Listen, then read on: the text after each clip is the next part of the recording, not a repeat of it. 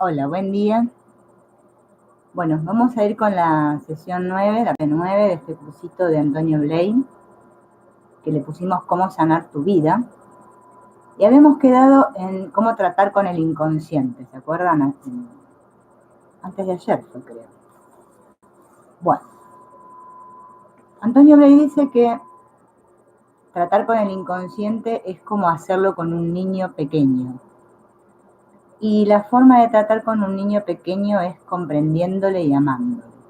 Esa es la forma que él nos propone de cómo hablar con este niño interno. Si no le comprendo, no le amo, trataré al niño desde mi nivel adulto, exterior, y probaré a decirle las cosas con argumentos lógicos o de autoridad. Entonces el niño no me va a entender, obviamente, se cerrará, se apartará, se aislará. Para tener acceso a él, tengo que comprenderlo tal como es, tal como siente. Saber darme cuenta de lo que vale y amar ese valor. Entonces hallaré una forma de acercarme a este niño y él se sentirá comprendido, aceptado y terminará por abrirse poco a poco a mí. ¿Sí? Se trata de poder abrirnos, ¿sí?, al sentir y conectar con nuestro niño interno. Eso es conectar con el inconsciente. Es preciso que me acerque a él y que trate de comprender que a su modo el inconsciente está tratando de vivir nuestro bien, de acuerdo con nuestras ideas, conforme a nuestra capacidad. Hola Angélica, buen día. Al ir efectuando este trabajo con el niño interno, ¿no?, lente, progresivamente, ¿no?, acercándonos a este inconsciente, empiezo a darme cuenta del modo como se forma en mi interior los miedos, las actitudes negativas, las subidas, el rechazo. Todo eso que está en mi inconsciente me va a ser mostrado a medida que yo trabaje con este niño interno. Así como antes solo me daba cuenta del resultado que atribuía al modo de ser de una persona o situación, ahora voy a comprender que es en mí donde está la causa. Y voy entendiendo que soy en realidad yo quien protesta, quien tiene miedo, quien se siente frustrado. Comprendo al fin que el problema está situado más en mí que en el otro. Hola Marinancy, hola Grisela. Acá, ¿no?, en este trabajo con el niño interno, ¿no?, que sería con el inconsciente, que dijimos que era la mentalidad infantil la otra vez, ¿no?, para que nos recordemos un poco. Está la clave de todo el trabajo. Al principio es como que nos va a costar conectar con la niña o el niño, ¿no? Porque, claro, nuestra mente, ¿no?, no está acostumbrada. Yo la escuchaba ayer a Mariló López Garrido, no sé si la conocen, que ella usa el término visitarnos. No estamos acostumbrados a visitarnos, fíjense, visitarnos a nosotros mismos, o sea, ir adentro. Y conectar con el niño interno es visitarnos, o sea, hacer este viaje hacia nuestro niño, ¿no?, para contactar con él.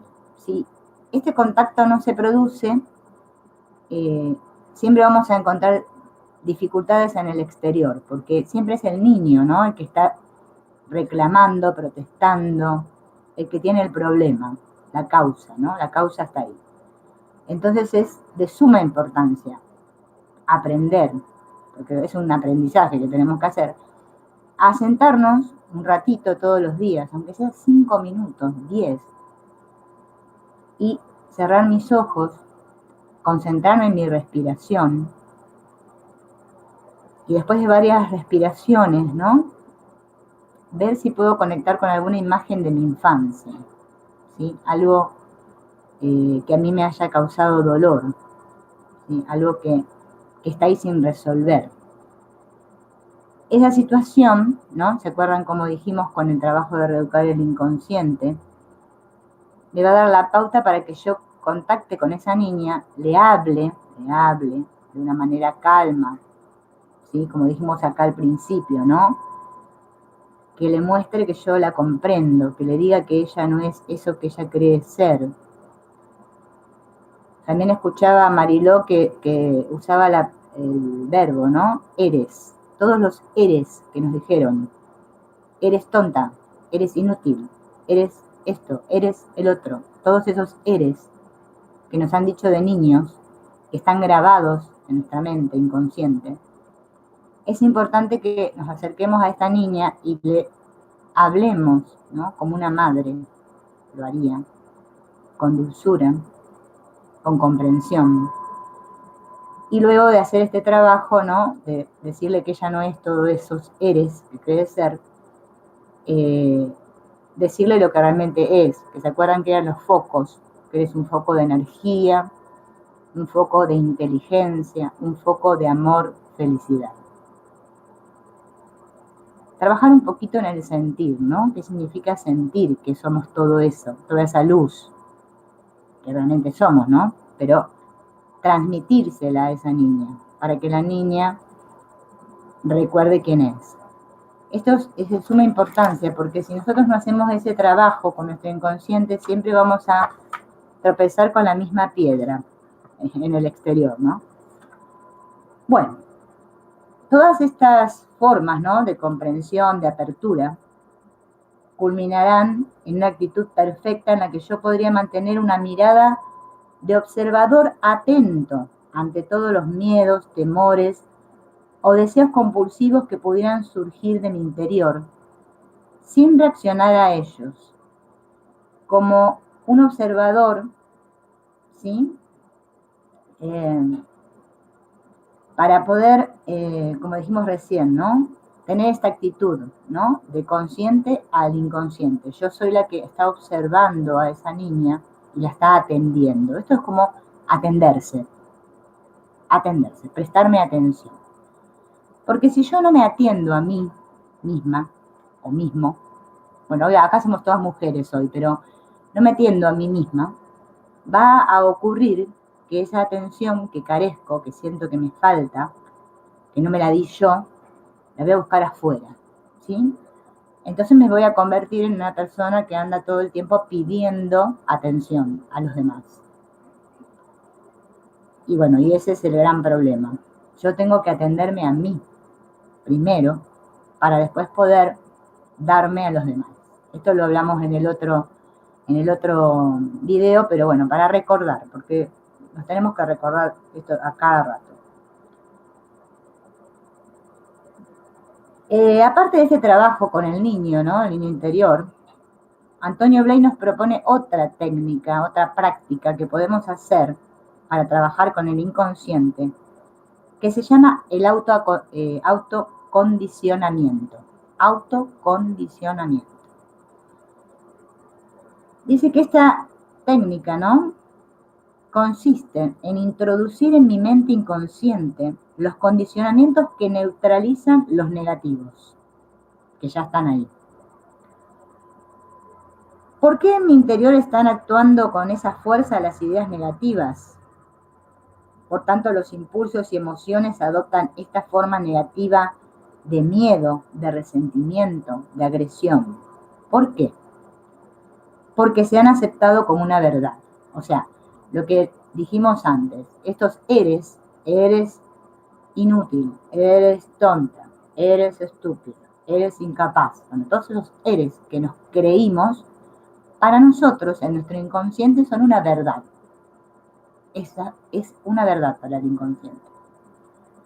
En la historia de mi vida, las cosas han quedado dentro, como fuerzas, porque en un momento dado, aquello se ha vivido dramáticamente como una verdad, ¿sí? O sea, cuando, supongamos, vamos a hacer un ejemplo, era niña y mi padre, no sé, golpeó la mesa así fuerte y me dijo, nunca te vas a casar, nunca vas a formar una familia, por decir algo. Bueno, eso produjo en ese momento un impacto en mi mente, yo no lo pude aceptar, me dio miedo y lo reprimí. Y ahí está, como una verdad para mí. Ahora eso es verdad para mí y se proyecta en que yo no puedo conseguir una pareja estable, supongamos, ¿no? Es como un ejemplo, no es que pueden ser montones de cosas. Cuando yo me he sentido despreciado, me he sentido dramáticamente despreciado, hundido, fracasado, abandonado, y aquello lo he vivido como una verdad, ha quedado dentro de mí como una verdad. Entonces mis reacciones, las que yo siento posteriormente en mi vida, no son más que la expresión de lo que está dentro de esa verdad. Y esto, aunque mi mente consciente sepa que no corresponde a la verdad, para mi mente inconsciente es verdad. ¿Sí? O sea que fíjense, recuerden que siempre lo que se ejecuta ahí fuera es lo que está en el inconsciente, no lo que yo creo como mente consciente. Así pues, el medio para conseguir la deseada transformación, ¿no?, es lograr que la verdad, esa que está ahí en mi inconsciente, penetre hasta el mismo nivel donde están registradas las verdades buenas o malas de mi pasado. Entonces yo tengo que ahora, con mi mente consciente, condicionar, autocondicionar, dice él, a mi inconsciente. En el pasado yo me sugestioné, ¿sí? Si uno se pone a plantear, reflexionar un poco, fíjense que nosotros vivimos sugestionados. El vivir sugestionado es como un creerme todas las cosas, ¿no? Cuando yo me creo algo, me sugestiono.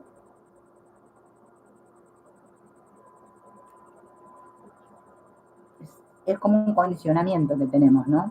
Eso sería una sugestión. Entonces, como estas cosas de las cuales me sugestioné son las que acepté como verdad, durante el resto de mi vida estoy viviendo las consecuencias de esta verdad aceptada, que ahora no sé cómo quitármela de mí, ¿sí? Cómo cambiar ese condicionamiento que tengo. El autocondicionamiento, que es la práctica que propone Antonio Blake, es el medio para poner un condicionamiento positivo, o sea, otra verdad, y neutralizar el condicionamiento negativo. En la medida en que éste se neutraliza, desaparecen todas sus consecuencias y todas sus manifestaciones. Entonces, comenzamos a cambiar nuestro exterior, ¿no? Y nuestra conducta comienza a ser diferente. Según él, esto funciona de un modo exacto. Esto es lo que dice Antonio Blake, ¿no? O sea que todo depende de las ideas que están profundamente incrustadas en nuestro interior. Y por ello no hay modificación radical de nuestro modo de ser, sino a través de estas transformaciones radicales que ya comprendimos y aceptamos. Nuestros sentimientos, nuestros estados, son la consecuencia de las ideas profundas, o sea, de esta mente profunda que es el inconsciente. Toda idea negativa profunda trae consigo sentimientos y actitudes negativas. Vamos a ver cómo él explica cómo aplicar esta técnica, ¿no?, del autocondicionamiento. La técnica consiste en que yo formule de un modo muy claro, muy conciso y positivo las ideas positivas que quiero introducir dentro. Por ejemplo, dice, la persona ha de poder formular de un modo claro, preciso, positivo, la cualidad que desea introducir. Básicamente, las cualidades son aspectos de la energía, la felicidad y la inteligencia, los focos que él nombra a él, ¿no? Porque todos los problemas son una ausencia de estas tres cualidades. Recuerden siempre que hablemos de este trabajo de Antonio Blake, que él siempre se basa en estas tres cualidades: energía, inteligencia y amor, felicidad. Cuando carecemos de estas energías en nuestro interior, obviamente que no podemos funcionar bien. Se trata pues de formular una frase que se ha de repetir, pero para conseguir que se introduzca también se ha de sentir, o sea, la tengo que repetir y la tengo que sentir.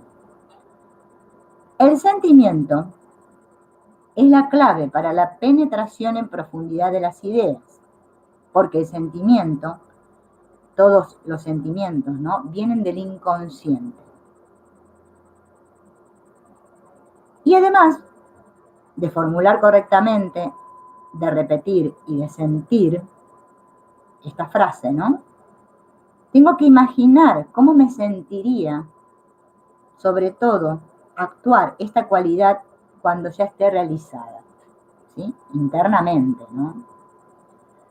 Porque la imaginación o la visualización es el lenguaje del inconsciente.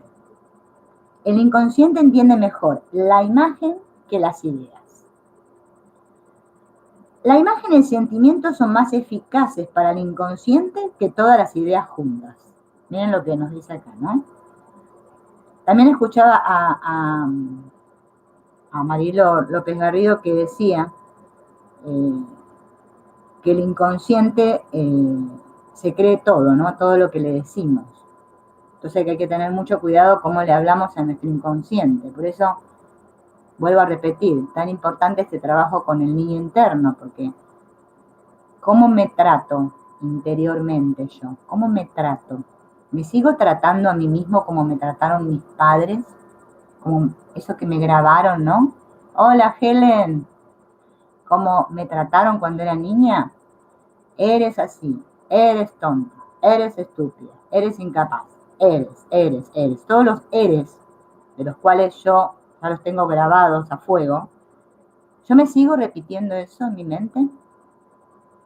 Si yo me sigo repitiendo eso en mi mente, ya es hora de que me deje de repetir eso y de que hable con mi niña, o sea, con mi inconsciente, conecte y haga como dice él, autosugestión, autocondicionamiento, donde yo le voy ahora a enseñar otra cosa.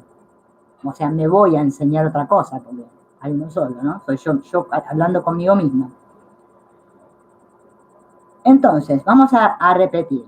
Primero, que la formulación de la frase que me voy a repetir tiene que ser clara, corta y positiva. Clara, corta y positiva. La evocación del sentimiento, sensación, emoción que puede hacer la satisfacción profunda, el placer, la felicidad, las aspiraciones, toda esa sensación que acompañe la repetición de la frase.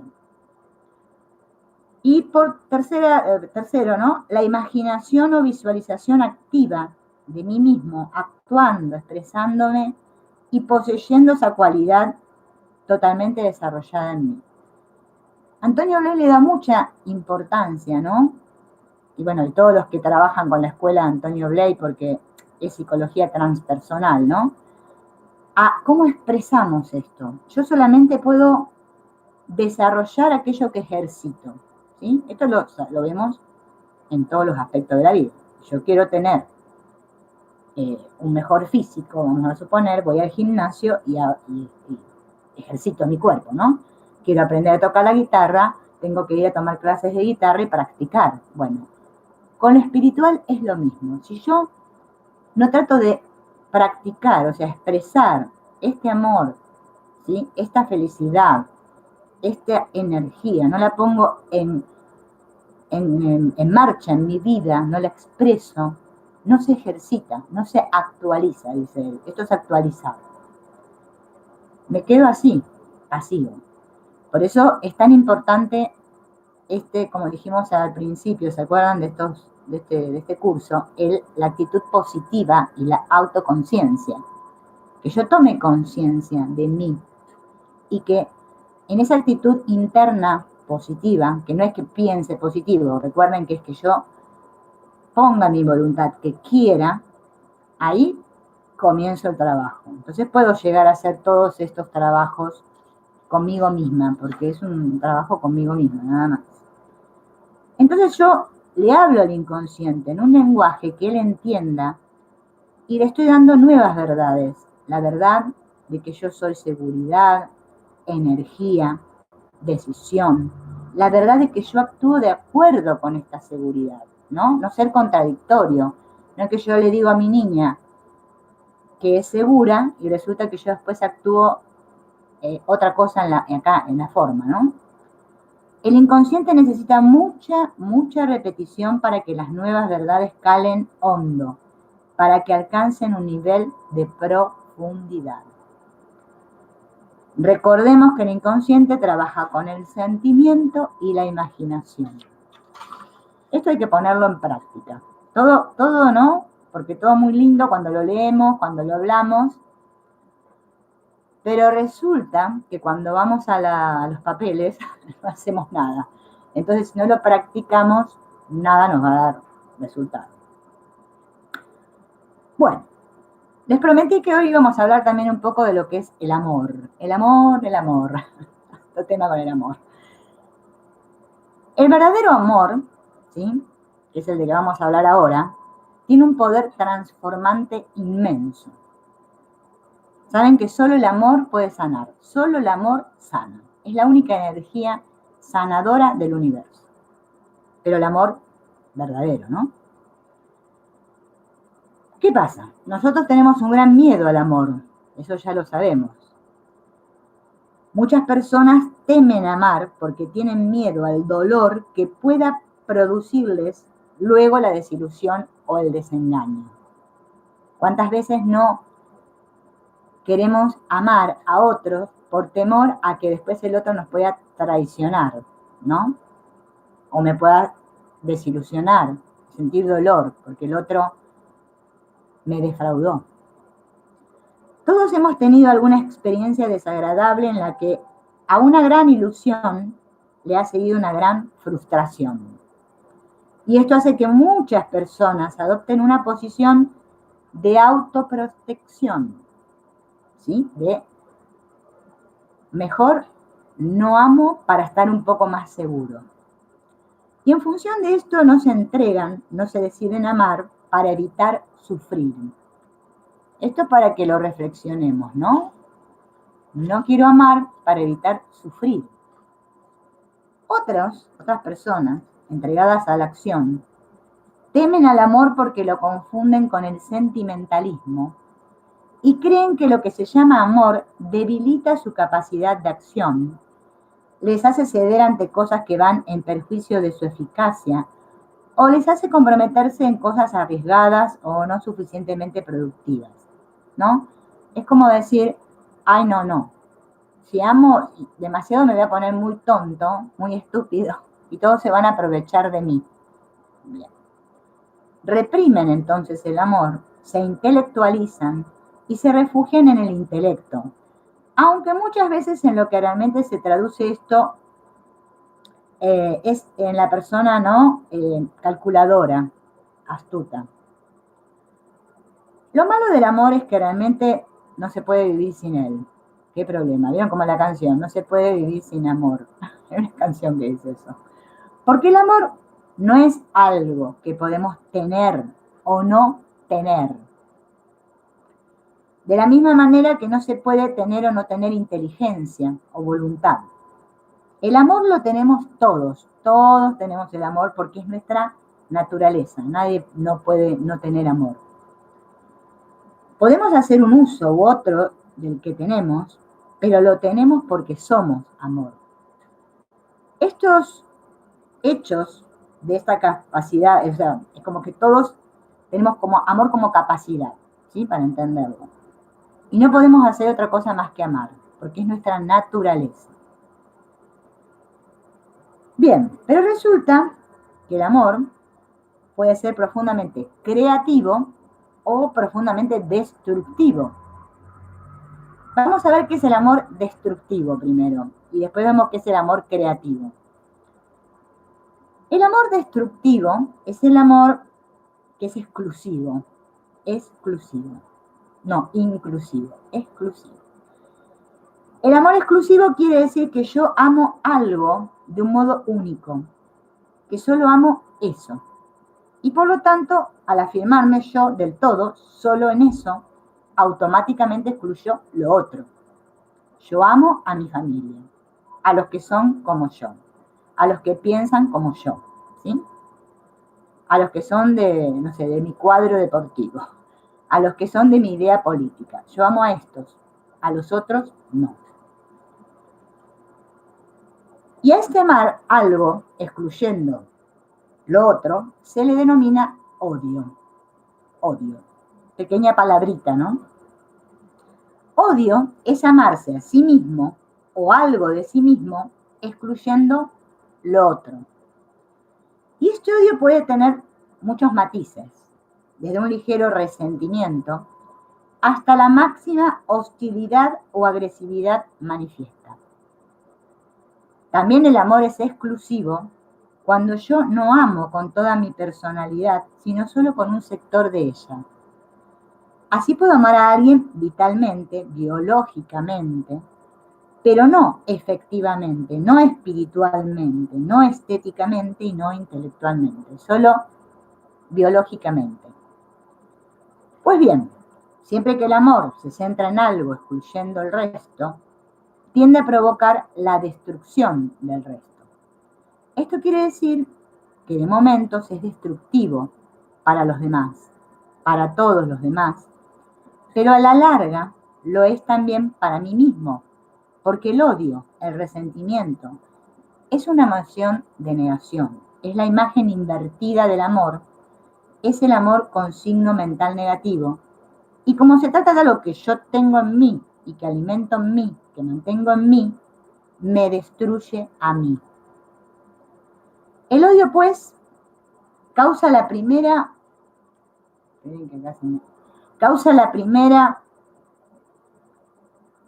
víctima en los demás, pero en último término la víctima soy yo mismo. Siempre termino siendo yo mismo la víctima de este amor destructivo. Otro modo de amor destructivo es cuando uno está inhibido, cuando el amor no se ha exteriorizado, no se ha expresado. Este amor recibe el nombre de miedo. Y este miedo empieza destruyéndome a mí mismo, pero después termina destruyendo a todos los demás con quienes estoy en contacto, ¿no? No sé si ustedes tienen la dicha de estar con alguna persona muy miedosa en su familia. Estas personas que tienen mucho miedo terminan siendo de un modo destructivo para la familia, porque actúan desde ese miedo, ¿no? Bien, eso es todo lo que es el amor cuando es destructivo. Ahora vamos a ver el amor creativo, que es el amor verdadero, el verdadero. ¿Cuál será el amor creativo? El que es inclusivo. Inclusivo quiere decir que la persona ama más a través de toda su personalidad. Por supuesto, a través de su afectividad, pero también a través de su vitalidad, de su inteligencia, de su acción. Y en segundo lugar, cuando más tiende a incluir, en un sentido exterior, a todos y todos, a todos. Porque realmente el amor en sí nunca es separativo. El amor, por el hecho de ser un grado de conciencia subjetiva de uno mismo, cuando se tiene ese grado, se tiene siempre. Cuando interiormente hay un nivel de amor, un grado de amor, ese amor está siempre ahí, y si yo no lo vivo siempre o en relación con todas las personas, es porque mi mente está poniendo el veto, ¿no? Porque está diciendo a este sí, a este no. La mente es la que pone los límites, la que condiciona, la que pone formas. Las formas del amor son todas creación de la mente. Por esto, cuanto más inclusivo, más genuino y más creativo. Por eso, ¿no? El amor ama a todos, no se opone a nada, no excluye nada. Donde no hay amor en este sentido de amor aceptado y expresado, hay temor. Donde no hay amor, hay temor.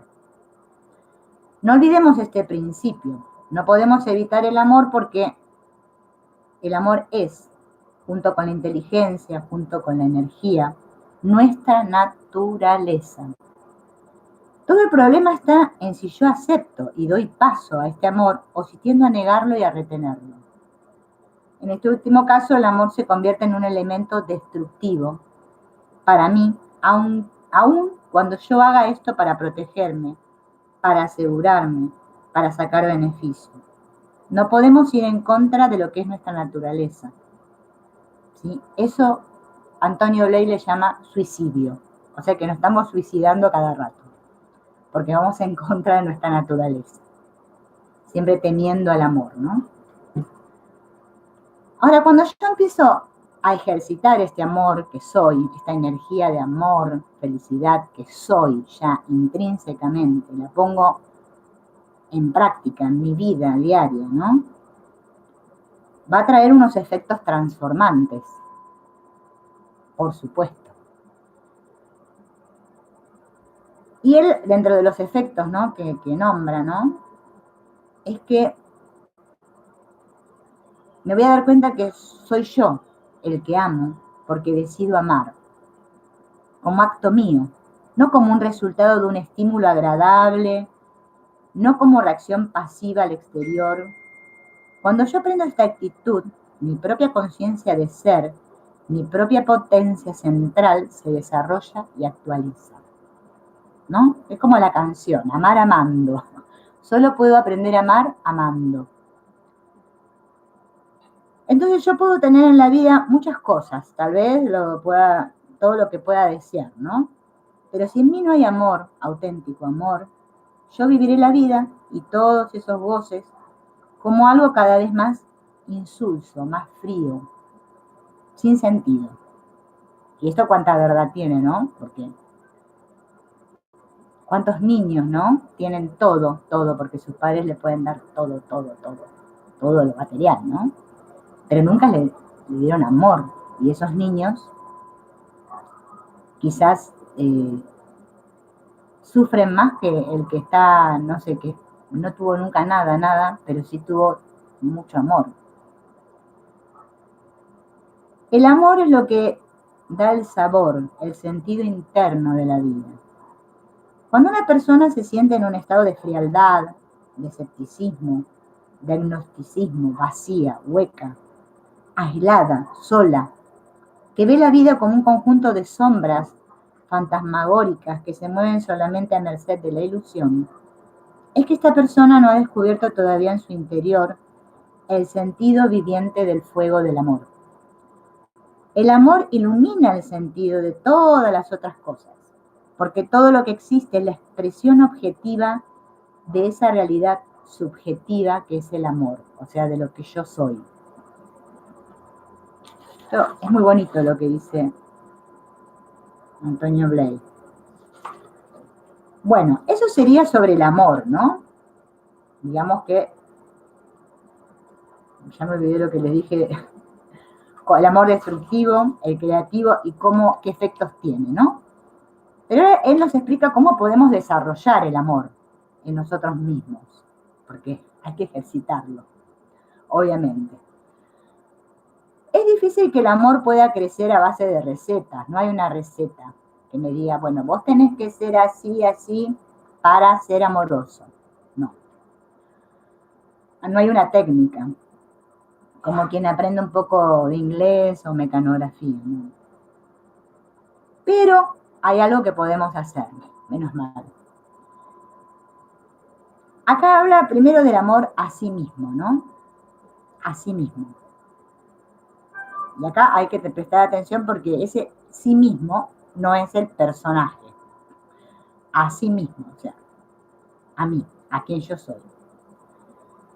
El primer error que sufrimos todos respecto al amor es que lo confundimos con un interesarse por los demás en perjuicio de uno mismo. A ver, confesémonos, ¿cuántos de nosotros creemos que amar es como dejarme a un lado, y dedicarme a los demás? O sea, preocuparme, sacrificarme por otros, especialmente las que somos madres. Tendemos a que parece como que, ¿no? Si no me intereso por el otro, parece que no lo amo. Siempre se nos ha dicho que amar a los demás es olvidarse de uno mismo y entregarse a los demás. Claro, lo vemos ahí fuera, ¿no? Que parece ser que esas personas que viven pensando en los demás, dando todo a los demás, aman más que los que no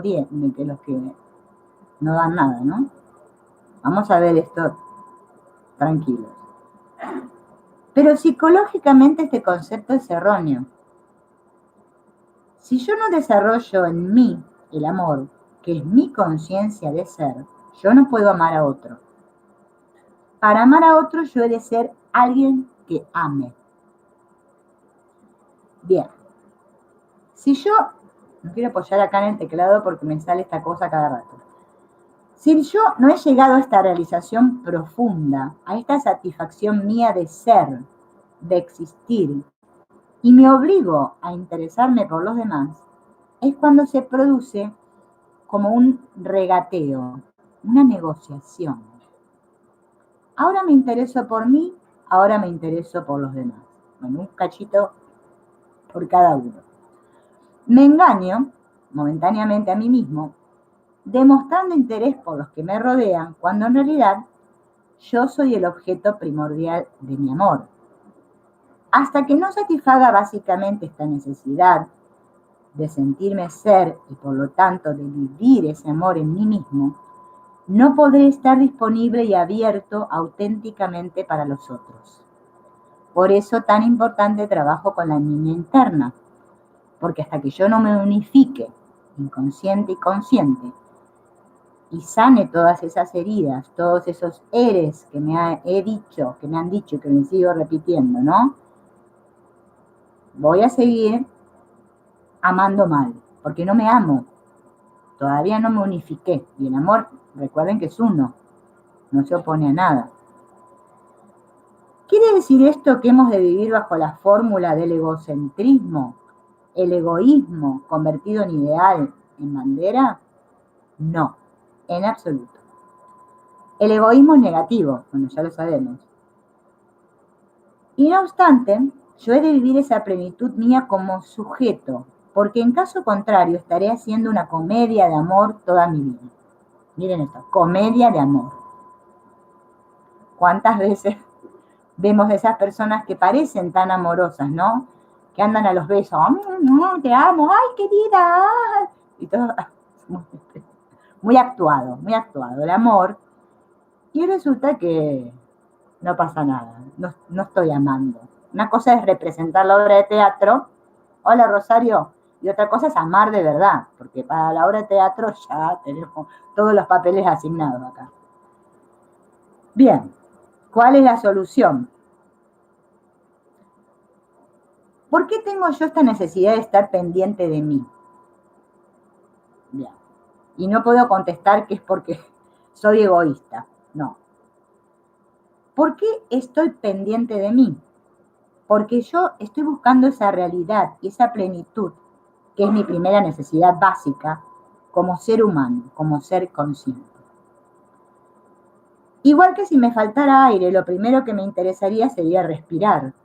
Bueno, mientras no tenga conciencia plena de ser yo, no puedo abrirme ni interesarme por nadie más, porque estoy buscando esta afirmación, esta realización mía, por encima de todo y bajo los más diversos y variados disfraces. Recuerden que todos aquí lo que necesitamos es sentirnos plenamente amados. Bien, todo esto nos viene de que creemos que Dios ya no nos ama. Esa plenitud que todos buscamos, ¿sí? Por eso decimos que buscamos la media naranja, el que me completa. Es lo que estamos buscando. Si yo no la logro integrar en mí, la voy a andar buscando por ahí fuera toda mi vida. Y eso no es ejercitar el amor. Voy a sentir que necesito. El que no está pleno siempre necesito esto, necesito. Bien. Lo que llamamos necesidad no es más que la misma cosa vivida de un modo insuficiente. Yo no tendría una necesidad de sentirme ser si no tuviera en mí una conciencia de ser. O sea, en mí hay una conciencia de ser. Por eso yo necesito esa conciencia de ser. Pero esta conciencia de ser que tengo no la vivo, no la puedo vivir. Entonces, por eso vivo en conflicto. Porque yo tengo esta conciencia de ser, pero no la puedo vivir. Si yo no tuviera de algún modo dentro de mí esa conciencia de ser, no habría en mí esta reclamación de que necesito experimentar esta conciencia de ser. Pero en mí hay como una reclamación de algo grande, de algo completo, y esto no lo vivo en mi personalidad concreta, a donde solo llega un eco de la llamada que hay en el fondo. Entonces se crea un desequilibrio, un desfase, un malestar interior que me hace estar buscando constantemente el sentirme un poco más yo, más pleno, más inteligente, más real, más victorioso, bueno, más algo. Siempre quiero algo más, como cuando nos fuimos del cielo. El cielo no es suficiente, quiero algo más. Así es como estamos. Yo he de amarme a mí mismo en lo que tengo de amable. ¿Y qué es lo que yo tengo de amable? Mi plenitud, mi realización plena.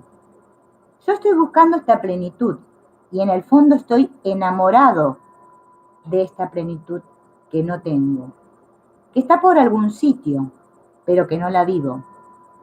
Y esto es lo que hace que esté plenamente justificado que busque y ame por encima de todo esta plenitud, esta realización mía completa. Si yo admito que estoy buscando esa plenitud, pero que no la he realizado, es decir, que no la he actualizado en mi nivel concreto de mi mente personal, entonces ocurrirá que podré realizar esta plenitud de un modo directo. O sea, primero me tengo que dar cuenta que no me siento pleno. En cambio ahora la voy buscando, pero a la vez la voy negando y digo que no, que yo no estoy buscando eso. Lo que yo quiero es otra cosa, otra cosa. Porque me han dicho que esto de ser pleno y de querer realizarme es malo. No estoy pensando en los demás, estoy siendo egoísta. De este modo estoy impidiendo que se produzca. ¿Qué es lo que me haría sentir plenamente feliz y completo? Lo tengo que ver, contemplar, mirar, admirar y venerar este estado de plenitud. Si yo consigo conectar mi atención consciente con ese aspecto que quiero realizar, que necesito realizar, que anhelo como la máxima meta de mi existencia, entonces eso puede realizarse en mí. Yo tengo que tomar conciencia del anhelo, ¿sí? De lo que quiero. Por lo general todos tenemos un anhelo de amor, de Dios, de plenitud. Eso es lo que tenemos todos. Pero tenemos que tomar conciencia de ese anhelo, porque si no, no vamos a ir, no vamos a tener esa demanda de ir en busca de eso. Entonces, yo en el fondo estoy buscando siempre esta plenitud de felicidad, siempre, todos la estamos buscando. Cuando aprendo a aceptar que esto es así, es cuando puedo mirar directamente a este objetivo, y este es el amor auténtico que me tengo a mí mismo. Porque me amo a mí mismo en tanto que estoy amando mi plenitud, mi perfección, mi totalidad y mi ser completo. Yo no me amo tal como soy. Esto sería un estado negativo, narcisista, admirarse tal como se es ahora. Este es el falso yo. Bien, acá estamos cayéndonos la ficha de que no es que yo me amo a mí, me miro al espejo todo el día, y qué linda que soy. Ese no. Bien, ese es narcisista. O me creo que soy el mejor, bueno, no. Es el amarme porque me siento pleno, porque yo, como ahora me siento que me falta algo, busco esa plenitud, realizar a Dios en mí, ¿no? Conectar con mi niña interna y que mi consciente y mi inconsciente se unan, se unifiquen, ser uno, de una sola pieza. Bien. El aspecto correcto, auténtico, liberador, es que yo ame y admire la plenitud que esta intuición me está presentando como una realidad posible. ¿Cómo quiero llegar a ser? ¿Cómo quiero llegar a sentirme? ¿Cómo consigo yo mi estado interior plenamente realizado, definitivamente realizado? poder mantener esto ante mi mente y mi corazón, mirar esto, sentir esto, afirmar esto, es el único camino para la realización acelerada, rápida y directa. Esa es mi única demanda. Y no es solo un derecho, es una obligación la que tengo de llegar a vivir del todo. Vivir del todo. Si no me vivo, no estoy vivo, estoy muerto. O sea, estamos casi todos muertos, porque si yo no me vivo como realmente quien soy, estoy muerto. O sea, tengo un cuerpo ahí que parece que está vivo, pero no estoy vivo en absoluto. Yo no me he de mirar a mí mismo tal como soy, porque tal como soy, no soy amable, no soy estimable. Lo estimable es como intuyo que puedo llegar a ser. Esa plenitud. Ese es lo que yo soy. El todo, ¿no? El todo pleno. Que nada me falta.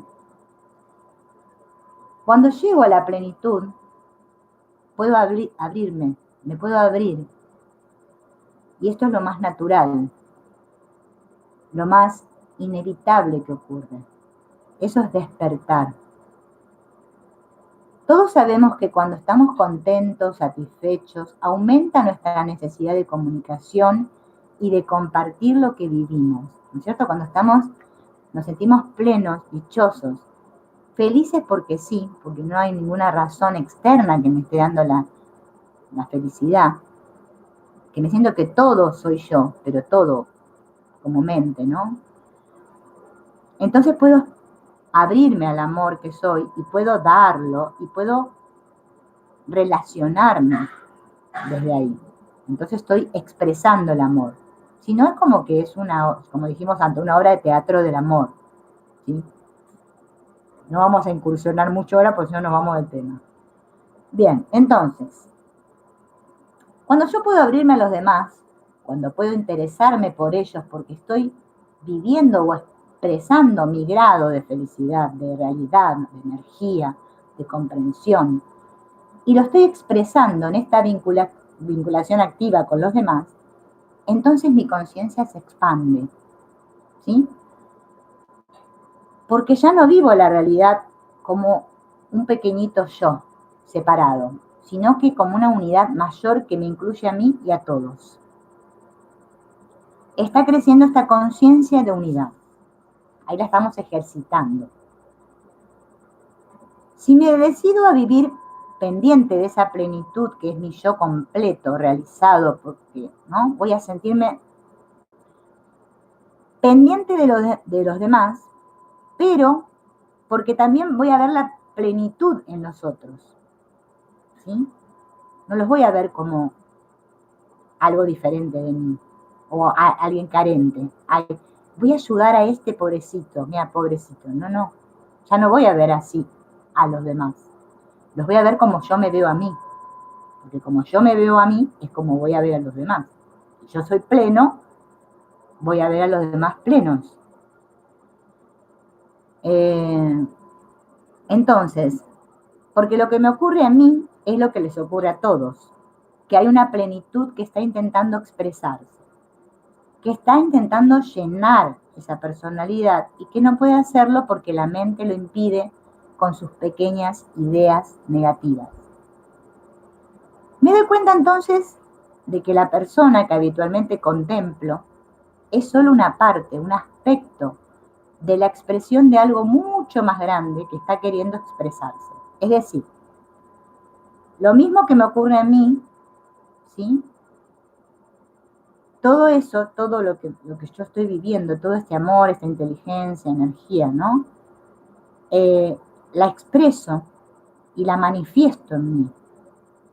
Soy una manifestación de eso. Bien. Entonces, cuando miro al otro aparente otro, ¿no? Me estoy mirando a mí mismo. Miren, esto es como una práctica del perdón, ¿no? Miro al otro y me estoy mirando a mí. Entonces, no voy a estar pendiente de la apariencia, de su imagen, de su cuerpo. de la forma, de cómo está vestido, del aspecto que tiene externo, ¿no? No, ya no voy a juzgar, porque yo voy a intuir en el otro esa presencia viviente que está en mí, que está en el otro, porque los dos somos el mismo. Así estamos expandiendo la conciencia. Entonces, puedo relacionarme, ¿no?, con el otro desde esta dimensión más profunda, y el otro se va a sentir comprendido, aceptado y estimulado. En cambio, cuando me detengo en la forma de la persona, en lo que hace, si lo hizo bien, si lo hizo mal, si es como a mí me gusta o como a mí no me gusta, lo estoy comparando, estoy juzgando. Entonces, me estoy fijando en lo que hace, no en lo que es.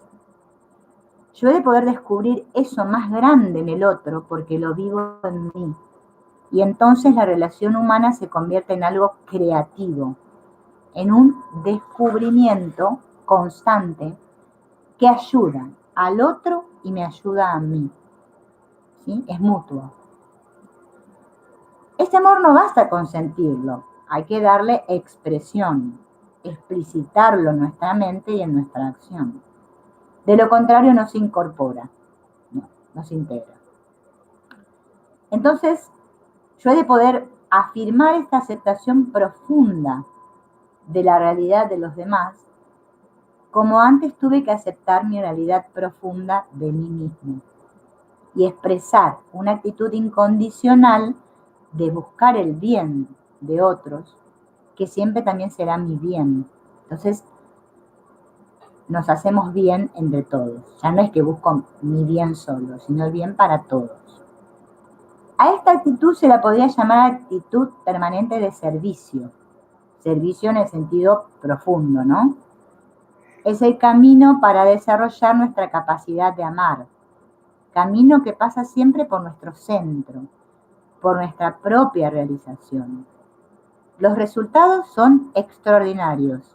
Descubrimos entonces eso de que el amor es realmente lo más importante, lo más urgente, lo más necesario. Pero siempre que se trate de un amor genuino y vivido de esta manera profunda e integral. Bien, lo mismo que nos habla el curso de milagros, ¿no? Ese amor que lo tengo que expresar. Por eso cuando, acá está mi perra que quiere upa, cuando habla el curso de milagros del amor, ¿no?, que dice que es contenido y no es forma, parece como que no lo entendemos. Cuando habla del perdón, el curso de milagros, parece que no lo entendemos, porque, claro, nos está hablando de la unidad. Ese es el hecho, de que yo me siento separado dentro de mí mismo, no me siento pleno. Esa es la separación. ¿Cómo voy a poder dar amor si yo me siento quebrado, fragmentado, dividido? Hay que unificar, ¿no? Unificar. Primero tenemos que tratarnos a nosotros mismos, darme cuenta que ¿qué problema tengo yo? Que veo todo así, todo mal, ahí afuera. Bueno, es un trabajo interno. Cuando pueda trabajar internamente en mí, conocerme realmente, amarme plenamente, ese amor lo voy a poder expresar al mundo. ¿Sí? Si no, vamos a estar siempre despotricando, ¿no? Se dice, contra los demás. Porque siempre vamos a encontrar defectos allá afuera, cosas que el mundo no debería ser así, claro. Porque yo no indagué en mi mente qué cosas son las que estoy juzgando en mí, que por eso juzgo ahí afuera, las veo ahí afuera. Es un trabajo, ¿no?, bastante arduo, pero en el cual si yo quiero y me involucro, puedo tener muy buenos resultados, porque solo el amor sana. Bien, nos falta un cachitito más para la horita entera, así que vamos a hacer un cachitito más. ¿Se acuerdan que al principio habíamos hablado de que la mente era una, pero que nosotros la percibimos como dos aspectos, la mente universal y la mente individual? Bueno, Acá Antonio Bley en este capítulo vuelve a hacer otra vez referencia a esto y dice, todo cuanto existe, tal como existe y funciona, es expresión de la mente. La mente es lo que da forma a las cosas, incluso lo que llamamos ideas. Ya existen como formas en la mente. Estas formas en la mente son las que luego se materializan como formas físicas. Toda forma física tiene su correspondiente matriz en la idea, en la mente. No existe nada, ni la piedra más pequeña, miren, ni el planeta más grande que no sea expresión de una idea. Todo cuanto existe es expresión de una mente universal, la mente que llamamos no con mayúscula. Siempre se trata de la mente que está detrás de todo, dando la forma, la configuración, la naturaleza y el dinamismo de que está dotada cada cosa. Toda cosa está dotada con esa mente universal, o la mente de Dios le podemos llamar, ¿no? Al ser expresiones conscientes de la mente universal, nos convertimos en vórtices activos dentro de ella. Por lo tanto, entre la mente universal y yo hay una relación recíproca. Es importante comprender claramente esta noción, porque ensancha de una manera fabulosa nuestra capacidad de acción, de cambio y de creación. Esto es como en el curso de milagros, cuando nos encontramos con esa lección que dice, Dios está en todo lo que veo, porque Dios está en mi mente. ¿Bien? Es esa conexión con la mente divina. Yo estoy en la mente de Dios, Dios está en mi mente, es una sola mente. A mí me encanta porque Antonio Bley usa este término, foco, ¿no? Pues cuando decimos foco, podemos interpretarlo de dos maneras, ¿no? Como un foco, como la lamparita, ¿no? El foco de luz, el foco, y como foco que enfoca, que enfoco en eso, ¿no? Y él dice que somos focos creadores.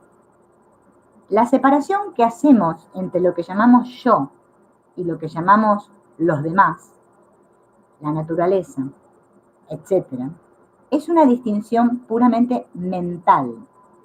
No existe una separación real. Vivimos en un océano de mente, no de mente de loco, de mente separado. Vivimos en un océano de mente y todo es mente. La mente es la sustancia universal y todo es expresión de esta sustancia, incluyéndome yo. ¿Sí? Todo. ¿Vieron que hay un dicho que dice Dios los cría y ellos se juntan, ¿no? Bueno, ya sabemos esta ley que dice lo semejante atrae lo semejante. Este principio de afinidad actúa en la pequeña vida individual como en las relaciones entre todas las naciones del mundo, entre todo lo que existe. Cuando yo mantengo una nota dominante en mi mente, esto hace que alrededor de mí se organice, se plasme lo que corresponde a la naturaleza de esa nota dominante. La nota de las notas musicales, ¿no? Se refiere. Mi mente vivida interiormente es la misma mente que está manifestándose exteriormente. Podríamos decir, mi mente subjetiva es la que determina los cambios en mi mente objetiva, o sea, la mente que percibe las cosas. La mente subjetiva, yo, sujeto, lo que se percibe, la mente objetiva. ¿Bien? A ver. Y acá él hace una aclaración que se las quiero hacer antes de terminar, ¿no? Que habla de la mente universal, ¿no? Que funciona de acuerdo a unas leyes. Y estas leyes actúan igual cuando las utilizamos bien que cuando las utilizamos mal. Esto me recuerda un poco a lo del curso de milagros, ¿no? Que nos habla de que nos hemos olvidado del poder de nuestra mente, pero ¿qué pasa? Yo ahora estoy mal usando el poder de mi mente, porque mi mente unida al ser, a la unidad, es creadora. Pero mi mente unida al ego, al sistema de pensamiento ego, es destructora, ¿no? O sea, fabrica. Ya sabemos todo lo que hemos fabricado. Entonces, esto, ¿no? Es un poquito lo que nos quiere decir acá. Cuando yo estoy teniendo miedo en mi interior, cuando por la causa que sea mantengo este miedo dentro de mí, esto tiende a producir los efectos correspondientes, accidentes, fracasos, lo que sea que esté teniendo en mi mente con fuerza y constantemente en el fondo de mi mente, ¿no? Y cuántos casos vemos ahí fuera, ¿no? De personas que sufren accidentes y mueren en accidentes, decimos, ¿cómo puede ser? Bueno, miren, acá tenemos la razón. ¿Por qué es? El mal que pienso, este mal, o sea, si yo pienso mal, este mal lo estoy creando. Lo mismo si se refiere a mí que si se trata de otra persona.